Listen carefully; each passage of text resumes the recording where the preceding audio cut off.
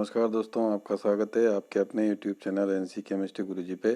और आज हम बात करेंगे रीट सी टेट लेवल 2 विज्ञान से संबंधित मॉडल पेपर नंबर 25 के बारे में। इससे पहले हम 24 मॉडल पेपर चैनल पे अपलोड कर चुके हैं, तो उनको देखने के लिए जल्दी से दोस्तों चैनल को सब्सक्राइब कर लें और प्लेलिस्ट में जाकर आप उनको वॉच कर सकते हैं। तो स्टार्ट करते हैं मॉडल पेपर नंबर 25।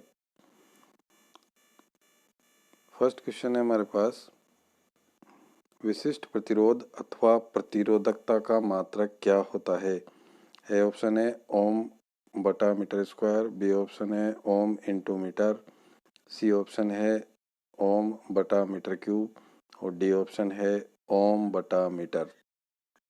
तो इसका जो बी ऑप्शन है वो बिल्कुल करेक्ट हो जाएगा कि जो ओम इंटू मीटर होता है, ओम इसको ऐसे बताते हैं इंटू मीटर, ओम गुणा मीटर ही जो होता है विशिष्ट प्रतिरोध अथवा प्रतिरोधकता का मात्रक होता है। हम नेक्स्ट क्वेश्चन देख लेते हैं। नेक्स्ट क्वेश्चन है हमारे पास, अपचयन के लिए कौन सा कथन सही नहीं है।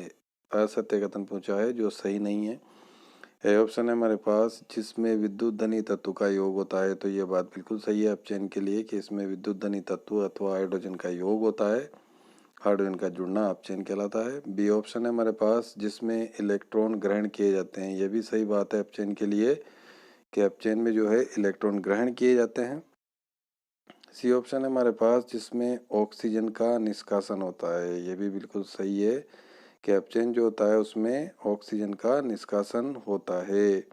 और डी ऑप्शन है हमारे पास, जिसमें विद्युत ऋणी तत्व का योग होता है। तो ये जो बात है दोस्तों ऑप्शन डी ये बिल्कुल ही सही नहीं है अपचयन के लिए, ये सही कथन नहीं है। तो इसका डी ऑप्शन बिल्कुल राइट हो जाएगा, क्योंकि जिसमें विद्युत ऋणी तत्व का योग होता है वो ऑक्सीकरण कहलाता है।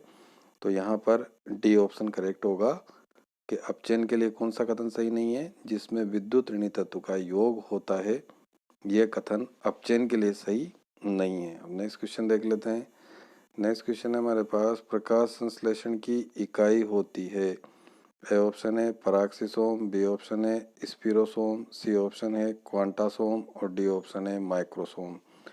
तो इसमें दोस्तों सी ऑप्शन बिल्कुल करेक्ट हो जाएगा। जो क्वांटासोम होते हैं यही प्रकाश संश्लेषण की इकाई होते हैं। नेक्स्ट क्वेश्चन देखते हैं। नेक्स्ट क्वेश्चन है हमारे पास, यदि बल F व विस्थापन S के मध्य थीटा कोण बन रहा हो तो किए गए कार्य का मान होगा। ए ऑप्शन है Fs tan theta, B option है Fs sin theta, C option है Fs थीटा और डी ऑप्शन है Fs cos थीटा। तो इसमें जो डी ऑप्शन होगा वो बिल्कुल करेक्ट हो जाएगा, Fs cos थीटा इसका सही उत्तर होगा। नेक्स्ट क्वेश्चन देख लेते हैं। नेक्स्ट क्वेश्चन है हमारे पास, निम्नलिखित में से किस यौगिक में कार्बन कार्बन आबंध ऊर्जा सबसे अधिक होगी। मतलब कार्बन और कार्बन के बीच जो बंध है उसको तोड़ने के लिए सबसे अधिक ऊर्जा की रिक्वायरमेंट किस में होगी। ए ऑप्शन है एथीन, बी ऑप्शन है एथेन और सी ऑप्शन है एथाइन और डी ऑप्शन है सभी में समान। तो इसका जो सी ऑप्शन है वो बिल्कुल करेक्ट हो जाएगा, क्योंकि एथाइन जो होता है उसका सूत्र होता है CH त्रिबंध CH। अब इसमें अगर हमें कार्बन और कार्बन के बीच का त्रिबंध अगर तोड़ना है तो बहुत अधिक ऊर्जा की आवश्यकता होगी। एथीन में द्विबंध होता है तो इसके लिए जो है इससे कम ऊर्जा की आवश्यकता होती है, और एथेन में जो है C2H6 जिसका सूत्र होता है उसमें कार्बन कार्बन के बीच एकल बंध होता है, तो उसे तोड़ने के लिए और कम ऊर्जा की आवश्यकता होती है। तो इसमें सी ऑप्शन बिल्कुल करेक्ट हो जाएगा कि जो एथाइन होगा जिसमें कि कार्बन और कार्बन के बीच त्रिबंध है उसे तोड़ने के लिए सबसे अधिक आबंध ऊर्जा की आवश्यकता होगी। हम नेक्स्ट क्वेश्चन देख लेते हैं। कोशिका झिल्ली द्वारा पदार्थों के अंतःग्रहण को क्या कहा जाता है। ए ऑप्शन है एक्सोसाइटोसिस, बी ऑप्शन है एंडोसाइटोसिस, सी ऑप्शन है साइक्लोसिस और डी ऑप्शन है उपरोक्त में से कोई नहीं। तो इसका जो बी ऑप्शन है वो बिल्कुल करेक्ट हो जाएगा। एंडोसाइटोसिस जो होता है, एंडो का मतलब अंतः शब्द से होता है अंदर की तरफ, तो एंडोसाइटोसिस जो प्रोसेस है उसी के द्वारा कोशिका झिल्ली द्वारा पदार्थों का अंतःग्रहण होता है। Endocytosis B option correct. Next question देख लेते हैं। निम्नलिखित में से कौन एक त्रिसंयोजी अम्लीय मूलक होता है? अम्लीय मूलक यानी जिन पे माइनस आवेश पाया जाता है वो होते हैं, और त्रिसंयोजी का मतलब यहाँ पर -3 होगा। त्रिसंयोजी अम्लीय मूलक का मतलब है -3 आवेश।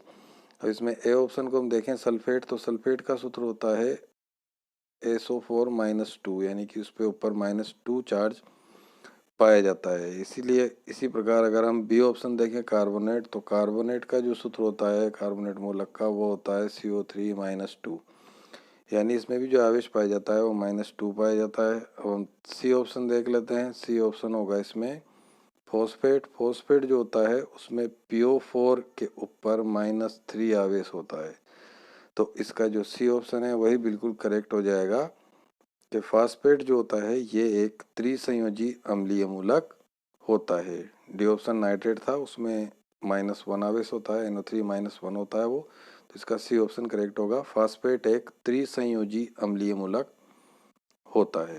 नेक्स्ट क्वेश्चन देख लेते हैं।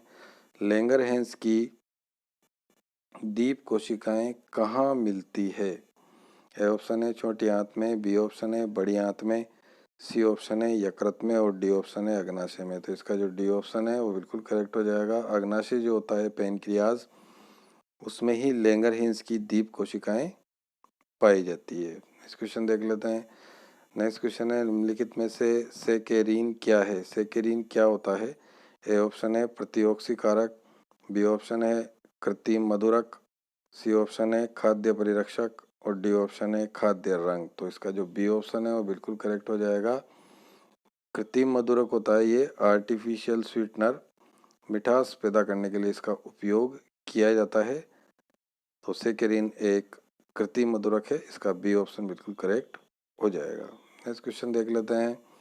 नेक्स्ट क्वेश्चन है हमारे पास, निम्नलिखित अभिक्रिया में किस प्रकार की अभिक्रिया का उदाहरण है? जो अभिक्रिया में दे रखी है किस प्रकार की अभिक्रिया है? इसके अंदर AgNO3 NaCl से अभिक्रिया कर रहा है और AgCl और NaNO3 बन रहे हैं। ए ऑप्शन है संयोजन अभिक्रिया, बी ऑप्शन है अपघटन अभिक्रिया, सी ऑप्शन है द्विविस्थापन अभिक्रिया, और डी ऑप्शन है समावयवीकरण। तो इसमें जो सी ऑप्शन है वो बिल्कुल करेक्ट हो जाएगा। द्विविस्थापन अभिक्रिया, 2 बार इसमें विस्थापन हो रहा है, क्योंकि AgNO3 में NO3 था माइनस और Ag+1, इस तरीके से NaCl में Na+1 और Cl-1। तो जो Cl है वो विस्थापित होकर Ag के पास चला जाता है, तो हमें AgCl मिल जाता है। इसी प्रकार से जो NO3 है वो विस्थापित होकर Na के पास चल जाता है, तो हमें मिलता है NaNO3, यानी कि इसमें 2 बार विस्थापन हुआ है, इसलिए ये एक द्विविस्थापन अभिक्रिया का उदाहरण है। सी ऑप्शन इसका करेक्ट होगा। नेक्स्ट क्वेश्चन देख लेते हैं। अनुवांशिक रूप से अधिक सक्रिय भाग को क्या कहा जाता है? ए ऑप्शन है यूक्रोमेटिन, बी ऑप्शन है हेट्रोक्रोमेटिन, सी ऑप्शन है क्रोमेटिन, और डी ऑप्शन है कोई नहीं। तो इसका जो ए ऑप्शन है वो बिल्कुल करेक्ट हो जाएगा, क्रोमेटिन, यानी कि अनुवांशिक रूप से अधिक सक्रिय भाग को यूक्रोमेटिन कहा जाता है। इसका ए ऑप्शन करेक्ट होगा, यूक्रोमेटिन। नेक्स्ट क्वेश्चन देख लेते हैं। नेक्स्ट क्वेश्चन है अमोनियम नाइट्राइड का रासायनिक सूत्र कौन सा है? ए ऑप्शन है NH4 का whole thrice N2, B option है NH4 का whole thrice N, C option है NH4N, और डी ऑप्शन है NH4 का होल थ्राइज N3। तो अमोनियम जो होता है दोस्तों, ये इस तरीके से अमोनियम आयन होता है, इस पे +1 चार्ज होता है, NH4+ को अमोनियम बोलते हैं। इसी तरीके से अगर हम बात करें नाइट्राइड की, तो नाइट्राइड में क्या होता है, नाइट्रोजन के ऊपर -3 चार्ज पाया जाता है, तो इसको नाइट्राइड बोलते हैं। और अमोनियम के ऊपर अभी हमने देखा NH4+1 चार्ज है। इन दोनों को जोड़ के हमें कंपाउंड बनाना है और यौगिक बनाना है, तो जोड़ने के लिए हम जानते हैं कि इधर +1 है और इधर -3 है, तो -3 को सेटिस्फाई करने के लिए हमें +3 चाहिए। तो यहाँ पर हमें अमोनियम के 3 लेने पड़ेंगे, और अमोनियम के अगर 3 ले लेंगे हम, तो फॉर्मूला हमारा बनेगा इस तरीके से, NH4 का होल थ्राइज, इस तरीके से नीचे 3 आएगा और यहाँ पर AN आएगा, यानी कि इसका जो बी ऑप्शन है वो बिल्कुल करेक्ट हो जाएगा, NH4 का होल थ्राइज N, यही अमोनियम नाइट्राइड का रासायनिक सूत्र होता है। तो दोस्तों अगर क्वेश्चन अच्छे लग रहे हो तो चैनल को सब्सक्राइब कर लें वीडियो को लाइक करें और अपने फ्रेंड्स को शेयर ज़रूर करें, L2 साइंस वाले फ्रेंड्स को। चलिए दोस्तों देख लेते हैं हम नेक्स्ट क्वेश्चन है हमारे पास, वह अभिक्रिया जो बनने वाले उत्पाद से ही उत्प्रेरित हो जाती है, मतलब उस अभिक्रिया में जो उत्पाद बनते हैं वही उस अभिक्रिया को उत्प्रेरित करते हैं, वो क्या कहलाती है? जैव रासायनिक अभिक्रिया, उत्क्रमणीय अभिक्रिया, अनुत्क्रमणीय अभिक्रिया और स्वतः उत्प्रेरित अभिक्रिया। तो जब उत्पाद ही यहाँ पर उत्प्रेरक का काम करेंगे तो वो अभिक्रियाएं होती है स्वतः उत्प्रेरित अभिक्रियाएं। तो इसका डी ऑप्शन करेक्ट हो जाएगा, स्वतः उत्प्रेरित अभिक्रिया। नेक्स्ट क्वेश्चन देख लेते हैं। नेक्स्ट क्वेश्चन है, जीवाणुभोजी बने होते हैं, किसके बने होते हैं जीवाणुभोजी? ए ऑप्शन है न्यूक्लियोप्रोटीन के, बी ऑप्शन है कार्बोहाइड्रेट के, सी ऑप्शन है न्यूक्लिक अम्ल के और डी ऑप्शन है केवल प्रोटीन के। तो इसका जो ए ऑप्शन है वो बिल्कुल करेक्ट हो जाएगा। जीवाणुभोजी जो होते हैं, जिन्हें हम बोलते हैं बैक्टीरियोफेज, ये न्यूक्लियोप्रोटीन के बने होते हैं।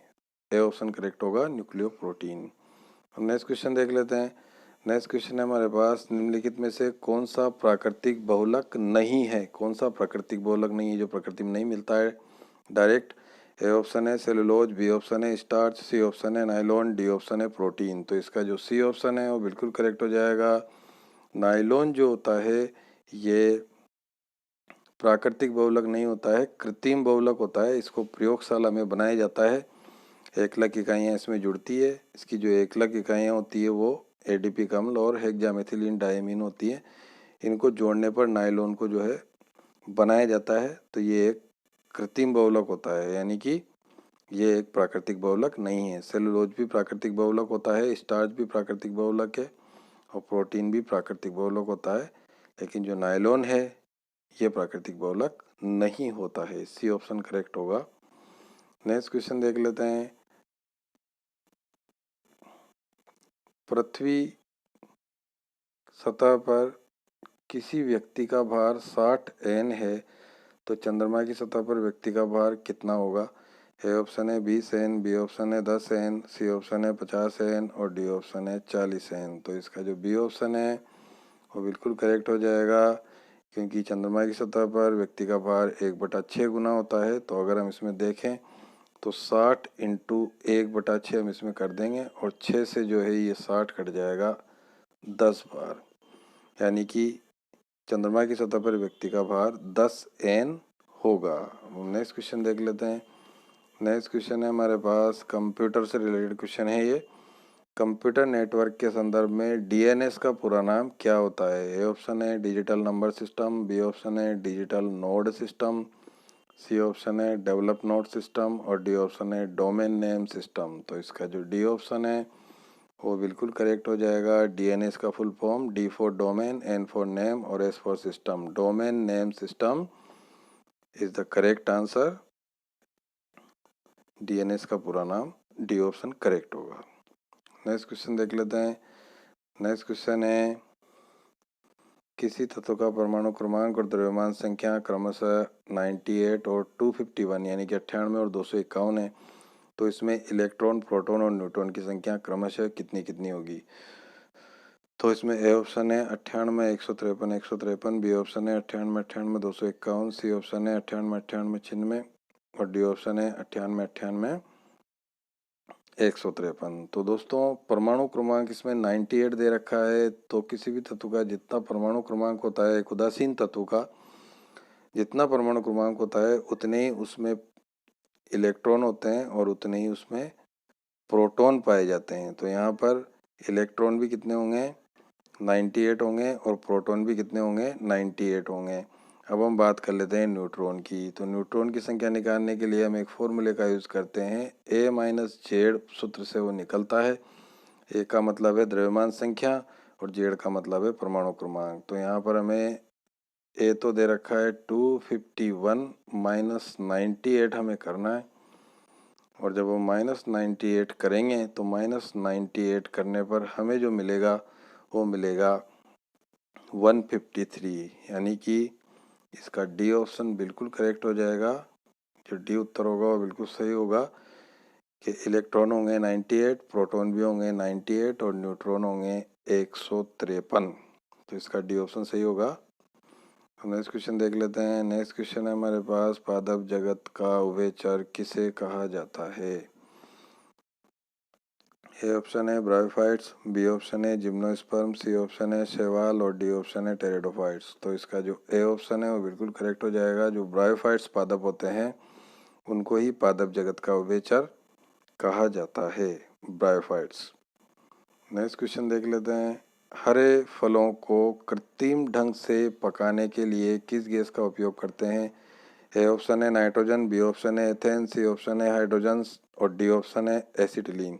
तो इसका डी ऑप्शन भी करेक्ट हो जाएगा कि जो एसिटिलीन गैस होती है जिसका सूत्र होता है CH3CH, एथाइन जो होती है उसी का अन्य नाम होता है एसिटिलीन।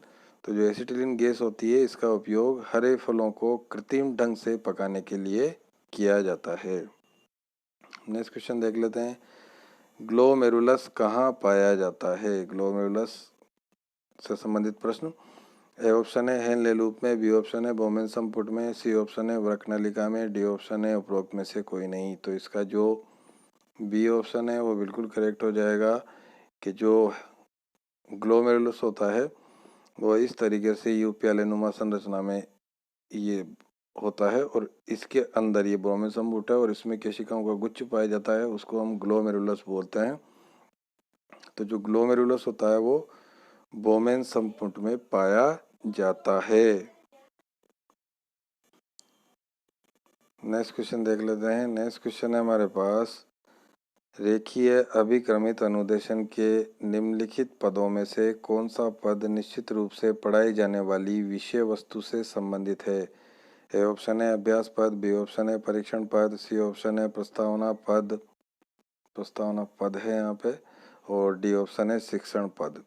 तो इसका जो डी ऑप्शन है वो बिल्कुल करेक्ट हो जाएगा कि जो शिक्षण पद होता है वो शिक्षण पद ही निश्चित रूप से पढ़ाई जाने वाली विषय वस्तु से संबंधित होता है रेखीय अभिक्रमित अनुदेशन के अंतर्गत जो पद आते हैं उनमें से। तो इसका डी ऑप्शन करेक्ट होगा, शिक्षण पद। नेक्स्ट क्वेश्चन देख लेते हैं। नेक्स्ट क्वेश्चन है, गोल्ड का रासायनिक प्रतीक होता है? ए ऑप्शन है GD, बी ऑप्शन है AG, सी ऑप्शन है AU और डी ऑप्शन है AS। तो ये जो ए ऑप्शन है GD ये तो गैडोलिनियम होता है दोस्तों, और जो AG होता है ये सिल्वर होता है, चांदी। इस तरीके से AS जो होता है ये आर्सेनिक होता है। तो इसका जो सी ऑप्शन है वो बिल्कुल करेक्ट हो जाएगा। गोल्ड का जो प्रतीक होता है वो AU होता है, इसका लैटिन नाम आरम होता है, उससे इसका नाम ये रखा गया है और हमसे AU इसका सही उत्तर होगा, गोल्ड का रासायनिक प्रतीक। अब नेक्स्ट क्वेश्चन देख लेते हैं। नेक्स्ट क्वेश्चन है हमारे पास, विज्ञान शिक्षण में विद्यार्थियों के अधिगम कठिनाइयों के निदान के उपरांत किस प्रकार के शिक्षण की व्यवस्था की जानी चाहिए? ए ऑप्शन है दल शिक्षण, बी ऑप्शन है उपचारात्मक शिक्षण, सी ऑप्शन है सूक्ष्म शिक्षण और डी ऑप्शन है निदानात्मक शिक्षण। तो इसका जो बी ऑप्शन है वो बिल्कुल करेक्ट हो जाएगा, उपचारात्मक शिक्षण इसका सही उत्तर होगा। अब नेक्स्ट क्वेश्चन देख लेते हैं। नेक्स्ट क्वेश्चन है हमारे पास, अल्ट्रासोनोग्राफी में प्रयुक्त तरंगों की आवृत्ति कितनी होती है? ए ऑप्शन है 20 हर्ट्ज, बी ऑप्शन है 20 हर्ट्ज से 20,000 हर्ट्ज, सी ऑप्शन है 20,000 हर्ट्ज से अधिक और डी ऑप्शन है 20 हर्ट्ज से कम। तो इसका जो सी ऑप्शन है वो बिल्कुल करेक्ट हो जाएगा कि अल्ट्रासोनोग्राफी में प्रयुक्त जो तरंगें होती है उनकी आवृत्ति 20,000 हर्ट्ज से अधिक पाई जाती है। नेक्स्ट क्वेश्चन देख लेते हैं। नेक्स्ट क्वेश्चन है, निम्नलिखित में से कौन सी श्रव्य सामग्री है जिसे केवल हम सुन सकते हैं? श्रव्य सामग्री कौन सी है? ए ऑप्शन है मायादीप, बी ऑप्शन है OHP यानी ओवरहेड प्रोजेक्टर, सी ऑप्शन है चित्र विस्तारक यंत्र और डी ऑप्शन है ग्रामोफोन। तो इसका जो डी ऑप्शन है वो बिल्कुल करेक्ट हो जाएगा। जो ग्रामोफोन होता है वो एक श्रव्य सामग्री होती है। हम नेक्स्ट क्वेश्चन देख लेते हैं। नेक्स्ट क्वेश्चन है, 1 जूल तुल्य होता है?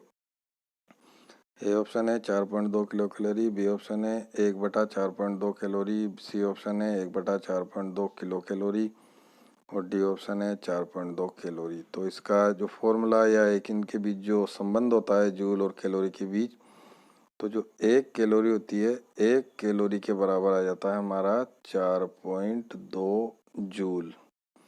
1 कैलोरी बराबर होता है 4.2 जूल। और अगर यहाँ से हम निकालना चाहें कि 1 जूल बराबर क्या आएगा, तो 1 जूल बराबर आने के लिए 4.2 इस 1 के नीचे चला जाएगा, यानी अगर हम इसमें रिलेशन बताना चाहें कि 1 जूल बराबर क्या आएगा, तो 1 जूल बराबर आएगा 1/4.2 कैलोरी। 1/4.2 कैलोरी, यानी कि इसका जो बी ऑप्शन है वो बिल्कुल करेक्ट हो जाएगा, 1/4.2 कैलोरी। अब नेक्स्ट क्वेश्चन देख लेते हैं। नेक्स्ट क्वेश्चन है हमारे पास, वह पदार्थ जो सामान्यतः रसोई के नॉन स्टिक बर्तन यानी न चिपकने वाले बर्तन को बनाने में काम में लिया जाता है। ए ऑप्शन है टेफलॉन, बी ऑप्शन है रेयॉन, सी ऑप्शन है पीवीसी, डी ऑप्शन है पॉलीथीन। तो इसका जो ए ऑप्शन है वो बिल्कुल करेक्ट हो जाएगा। टेफलॉन एक पॉलीमर होता है और इस टेफलॉन का जो सूत्र होता है ये एक बहुलक है, और इस बहुलक का जो सूत्र है इसमें बहुत सारी CF2 इकाइयाँ आपस में जुड़ी होती है। इस तरीके से एन बनता है ये, तो इसमें बहुत सारी CF2 इकाइयाँ आपस में जुड़ी होती है, यानी कि इसका ए ऑप्शन करेक्ट होगा, टेफलॉन। नेक्स्ट क्वेश्चन हम देख लेते हैं। नेक्स्ट क्वेश्चन है हमारे पास, मूल्यांकन का मुख्य उद्देश्य कौन सा है। ए ऑप्शन है केवल परीक्षण करवाना, बी ऑप्शन है अनुशासन बनाए रखना, सी ऑप्शन है अधिगमकर्ता की उपलब्धि जानना एवं सुधार लाना, और डी ऑप्शन है केवल प्रश्न पत्र तैयार करना। तो जो मूल्यांकन का मुख्य उद्देश्य होता है वो होता है सी ऑप्शन, यानी कि अधिगमकर्ता की उपलब्धि को जानना कि क्या क्या उसमें अचीवमेंट आए हैं और उनमें सुधार लाना, यही मूल्यांकन का मुख्य उद्देश्य होता है। वो नेक्स्ट क्वेश्चन देख लेते हैं। नेक्स्ट क्वेश्चन है हमारे पास, मेंढक के लार्वा का वयस्क में रूपांतरण, जो मेंढक का लार्वा होता है उसका वयस्क में रूपांतरण कायांतरण कहलाता है। तो इस कायांतरण का नियमन कौन से हार्मोन के द्वारा किया जाता है। ए ऑप्शन है इंसुलिन हार्मोन, बी ऑप्शन है एड्रिनलिन हार्मोन, सी ऑप्शन है वृद्धि हार्मोन, और डी ऑप्शन है थायरोक्सिन हार्मोन। तो इसका जो डी ऑप्शन है वो बिल्कुल करेक्ट हो जाएगा। जो थायरोक्सिन हार्मोन होता है इसी के द्वारा कायांतरण का नियमन किया जाता है। तो दोस्तों आज का मॉडल पेपर कैसा लगा ये कमेंट बॉक्स में ज़रूर बताएं, और अगर वीडियो आपको अच्छा लगा हो तो वीडियो को लाइक ज़रूर कर दें, अपने L2 साइंस फ्रेंड्स के साथ शेयर कर दें, और चैनल को सब्सक्राइब कर लें ताकि इन फ्यूचर भी आपको इसी तरह के मॉडल पेपर्स प्राप्त होते रहें। वीडियो को देखने के लिए बहुत बहुत धन्यवाद। नमस्कार दोस्तों।